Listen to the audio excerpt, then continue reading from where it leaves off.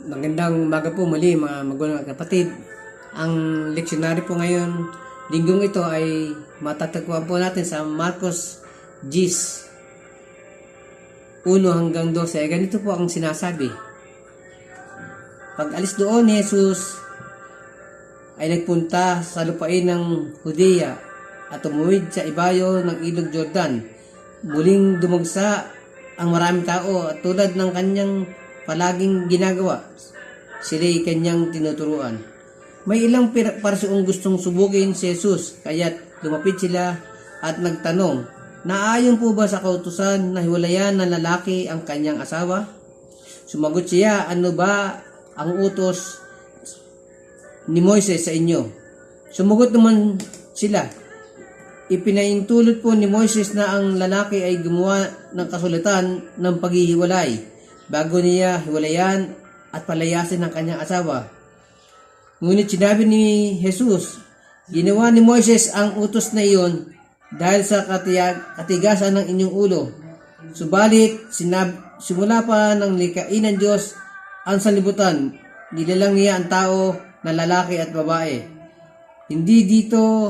Dahil dito iiwan ng lalaki ang kanyang ama at ina. Magsasama sila ng kanyang asawa. At ang dalawa'y magiging isa. Hindi sila dalawa kundi isa. Ang pinagsama ng Diyos ay huwag paghiwalay ng tao. Pagdating sa bahay, ang mga alagad naman ang nagtanong kay Jesus tungkol sa bagay nito.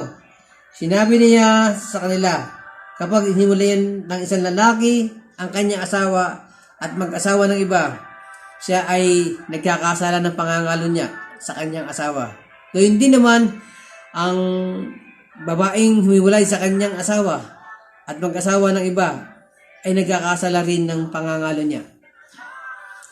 Pinagpala po tayo sa pagkabasa ng kanyang salita. Ang ating pong dictionary ngayon ay may kaugnay po sa mag-asawa, sa relasyon ng mag-asawa. Yan. Kaya't iiwan ng lalaki ang kanyang ama at ang kanyang ina at makikipisan sa kanyang asawa at sila'y magiging isang laman. Ang sabi sa Genesis 2:24 sa King James Version. Mababasa sa ibang salin ang salitang iiwan at makikipisan na iniiwan at sumama sa Mabuting Balita, Biblia. Iiwan at makikipag-isa sa New American Standard Bible at iiwan at sasama sa English Standard Version.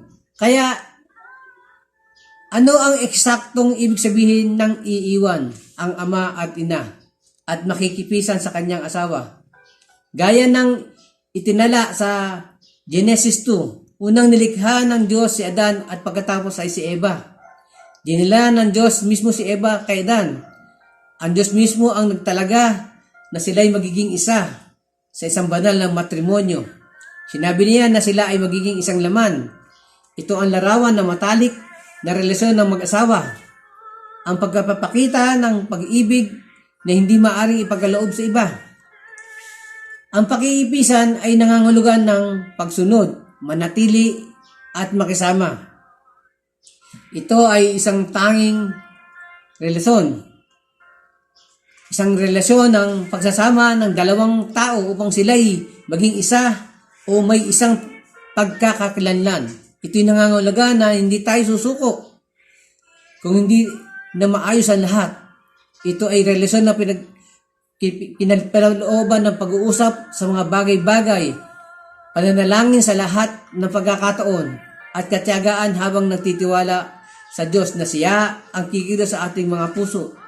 Pag-amin kung nakagawa ng pagkakamali at paghingi ng tawad at paghahanap ng kalooban ng Diyos sa tuwina sa kanyang mga salita. Kung ang sino man sa mag-asawa ay mabigo sa pag-iwan at pakikipisan, maraming problema ang kanilang kakaharapin sa kanilang buhay mag-asawa. Kung ayaw ng isang humiwalay sa kanilang pamilya, sa kanyang mga magulang, magkakaroon ng hindi pagkakaunawaan at hindi pagkakasundo sa pagitan ng mag-asawa. Ang pag-iwan sa mga magulang ay pagkilala na ang inyong pag-aasawa ay lumikha na ng bagong pamilya at ito na ang magiging masigid na prioridad kaysa sa iniwang pamilya. Kung mabigo ang mag-asawa makipisan sa isa't isa, ang resulta nito ay kawalan ng matalik na pagsasamahan at pagkakaisa. Ang pakikipisan ay nangangahulugan na sumunod, manatili at makisama. Ito ay isang tanging relasyon na pagsasama ng dalawang tao upang sila'y maging isa o may isang pagkakakilanlan. Ito'y nangangahulugan na hindi tayo susuko kung hindi na maayos ang lahat. Ito ay relasyon na pinanlooban ng pag-uusap ng mga bagay-bagay, pananalangin sa lahat ng pagkakataon, at katiyagaan habang natitiwala sa Diyos na siya ang kikilos sa kanilang mga puso. Pag-amin kung nakagawa ng pagkakamali at paghingi ng tawad at paghahanap ng kalooban ng Diyos sa tuwina sa kanyang mga salita. Kung ang sinuman sa mag-asawa ay mabigo sa pag-iwan at pakikipisan, maraming problema ang kanilang kaharapin sa kanilang buhay mag-asawa. Kung ayaw ng isa na imuwalay sa kanyang mga magulang, magkakaroon ng hindi pagkakaunawaan at hindi pagkakasundo sa pagitan ng mag-asawa. Ang pag-iwan sa mga magulang ay pagkilala na ang inyong pag-aasawa ay lumikha na ng bagong pamilya at ito ang magiging masigit na prioridad kaysa sa iniwang pamilya. Kung mabibigo ang mag-asawa na makipisan sa isa't isa, ang resulta nito ay kawalan ng matalik na pagsasamahan at pagkakaisa. Ang pakikipisan sa iyong asawa ay hindi nangangahulugan na lagi kang sasama sa iyong asawa sa lahat ng oras o hindi ka magkakaroon ng makabuluhan relasyon sa ibang tao.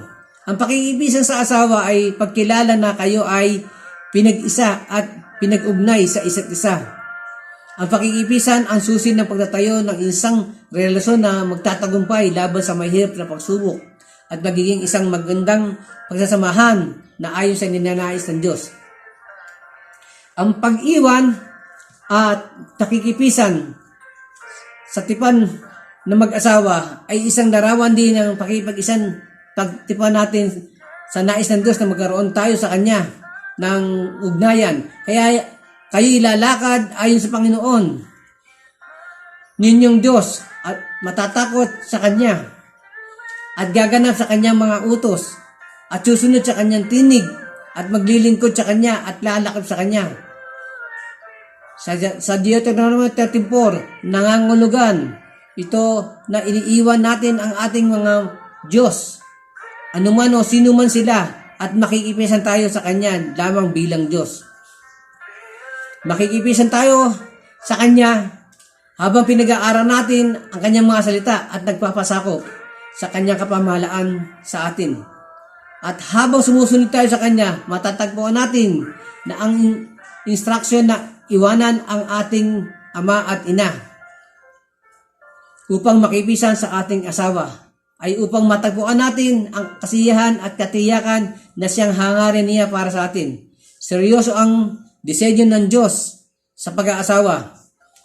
Ang pag-iwan sa magulang at pakikipisan sa asawa ang plano ng Diyos para sa mga mag-asawa. Kung susunod tayo sa plano ng Diyos para sa atin, hindi tayo mabibigo. At yan sinabi, ang pinagsama ng Diyos ay huwag paghiwalayin ng tao. Kaya mayroon po tayong marriage contract na panghabang buhay na kontrata. Subalit nasisira ang kontratang ito dahil sa katigasan ng ating ulo na mababasa nga natin sa verse 4 at verse 5. Gumawa ng kasulatan sa paghiwalay. Pero tingnan po natin ang verse 11 sa 12 ay ganito po ang sinasabi. Excuse me po. Sinabi niya sa kanila, kapag hiniwalayan ng isang lalaki ang kanyang asawa at mag-asawa ng iba, siya'y nagkakasala sa pangangalo niya sa kanyang asawa. Gayun din naman ang babaeng humiwalay sa kanyang asawa at mag-asawa ng iba ay nagkakasala rin ng pangangalo niya. Ang disenyo po ng ating Panginoon ay ang kanyang pinagsama ay huwag paghiwalayin ng tao. Subalit po ang tao po ay matigas ang ulo. Kaya nagkakaroon po ng hindi pagkakaunawaan. Ang mga babae po na nagkasala sa pakikiapid o adultery nung panahon po ng ating Panginoon Jesus, so hanggang ngayon po ay umiiral po ay pagbato, pagpatay sa pamamagitan bato, stone to death. Pag napatunan, no, nahuli siya sa akto. Sa ating pong batas, ang tawag po doon ay adultery, isang criminal case na ang parusa sa babae na napatunayang nagkasala sa batas na yun ay imprisonment, correctional o 6 na buwan na pagkakabilanggo hanggang 6 na taon na pagkakabilang depende sa bilang o nasabing krimen. Ang convenience naman ay tungkol sa lalaki naman ay pwedeng ikaso kung siya magkasala ng pangangalo niya. Isang malaki sa kasalanan sa lalaki ang mag-asawa ali o makipagrelasyon sa ibang babae bukod sa kanyang asawa. Mabigat ang kaso na ito sa isang lalaki kung lalo na kung ito'y mapapatunayan sa korte na binabayan niya ang kanyang kabit sa ibang lugar kung saan ipinakikita niya ang relasyon nila na parang mag-asawa.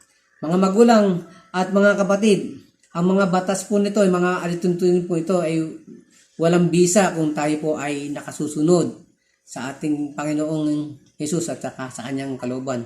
At kung tayo po ay mabuting tao at mabuti po tayong Kristiyano. Sa may mga asawa, patatagin ninyo ang inyong pagmamahalan at sundin natin ang panuntunan ng Diyos. Siguraduhin ang Diyos ang may hawak ng inyong sambayanan. Sa pangalan ng Ama, ng Anak, at ng Banal na Espiritu. Amen. Tayo po ay manalangin. Dakilang Diyos,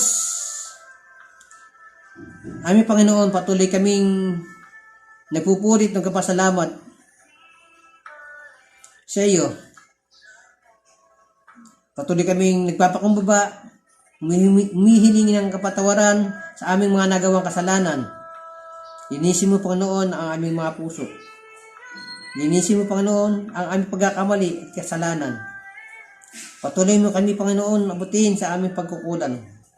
Salamat, Panginoon, sa mensaheng aming pinarating mo sa amin tungkol sa pag-aasawa, tungkol sa mag-asawa.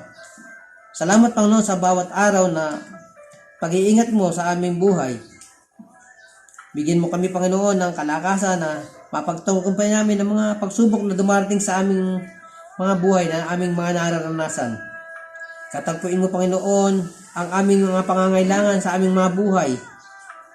Abutin mo, Panginoon, pagpalain mo kami at ingatan. Panginoon, patuloy na dinadalahin ko, Panginoon, ang mga may karamdaman sa aming kapatiran, sa mga tao mong nakakaranas ng karamdaman sa mga Panginoon, na patuloy mo silang, Panginoon, pagalingin. Si Ate Rizal po, sa kanyang allergy sa balat, kayo po, Panginoon, hipuin niyo po sa Panginoon na pagalingin. Ganun din po si Ate Karen sa kanyang boses. Naway, Panginoon, ay bumalik na sa dati ang kanyang boses na siya ay makapagsalita ng maayos at makapagpuri sa inyo at makaawit para sa inyo, Panginoon. Susumamo kami, Panginoon, na pakinggan nyo ang aming mga panalangin. Ligtas mo kami sa sakit na kumakalat. Ang pag-iingat mo, Panginoon, at pagliligtas, ang kagalingan at mga biyaya mo at pagpapala ang aming maranasan sa araw-araw na aming buhay. Salamat, Panginoon, sa araw na ito. Naway ang Santong Espiritu ang aming madama namin sa araw-araw na aming buhay.